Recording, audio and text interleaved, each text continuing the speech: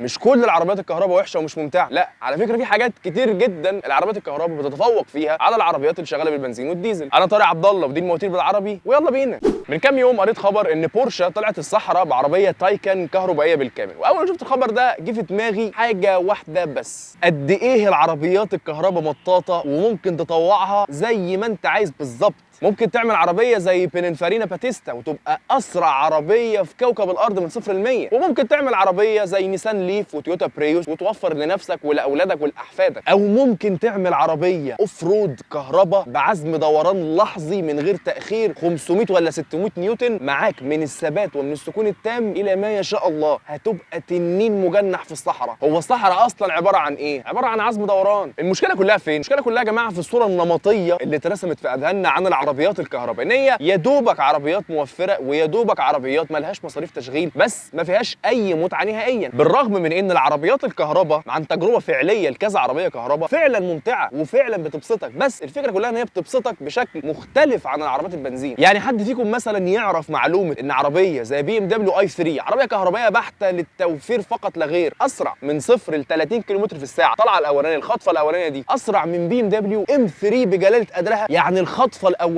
بتاعت بي ام دبليو اي 3 اعنف من العربيه الام 3. دي حاجه كده على طرف المعلقه، غير حاجات تانية كتير جدا العربيات الكهرباء ممتعه فيها بشكل مختلف تماما عن عربيات البنزين. يعني انا مثلا بدخل الملفات بالعربيات الكهرباء وما عنديش ذره خوف من البادي رول او ان العربيه تقلب. ليه؟ لان الوزن الكامل بتاع العربيه اتقل حاجه فيها اللي هي البطاريات، السنتر اوف جرافيتي تحت خالص على الارض بين العجل. دي حاجه برضو مثلا. بس ما تفهمنيش غلط، انا اكيد بعشق العربيات البنزين والديزل، واكيد بعشق صوت المواتير ال8 وال12 سلندر، واكيد بحب صوت الانتي لاج، واكيد بحب صوت تربو وابي سبول. بس الفكره ان انا ما ينفعش مثلا اطلب ورقه لحمه واقول لا والله مش عجباني اصل ما فيهاش المزازه اللي انا بدور عليها في ورق العنب. يا باشا هي ما فيهاش مزازه ورق العنب علشان هي مش ورق عنب، ومش معنى كده انها وحشه برضو، لا هي حلوه ولكن بشكل مختلف وبطريقه مختلفه. وعلى فكره بقى ورقه اللحمه فيها حاجات حلوه كتير جدا مش موجوده في ورق العنب، انت بس اديها فرصه، بس اديها ايه؟ اديها فرصه جرب بس. طيب كفايه كده اكل وخلينا نرجع تاني لموضوعنا. يعني هل معنى كده ان العربيات الكهرباء حلوه وجميله وعليها سكر وما فيهاش ولا عيب؟ طبعا لا،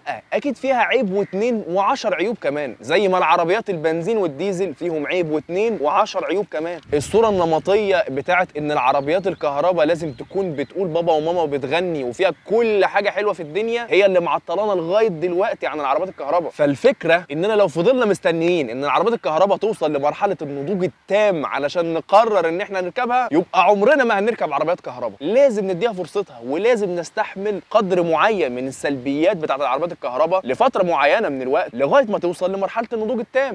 طيب هل الوقت مناسب اننا نشتري عربيه كهرباء بالكامل دلوقتي حالا في مصر ولا لا؟ ده هيكون عنوان حلقتنا اللي جايه على المواتير بالعربي. بس يا سيدي لو انت على اليوتيوب اعمل لنا سبسكرايب، ولو انت على فيسبوك اشترك على القناه. اقل من 50% من المتابعين اللي عندنا هم اللي عاملين لنا فولو، والفولو هو طريقه الدعم الوحيده اللي هتقدر تساعدنا ان احنا نكمل في المواتير بالعربي ونصرف على البرنامج ونزود جوده المحتوى. وبس يا سيدي، انا طارق عبد الله ودي المواتير بالعربي، والسلام عليكم.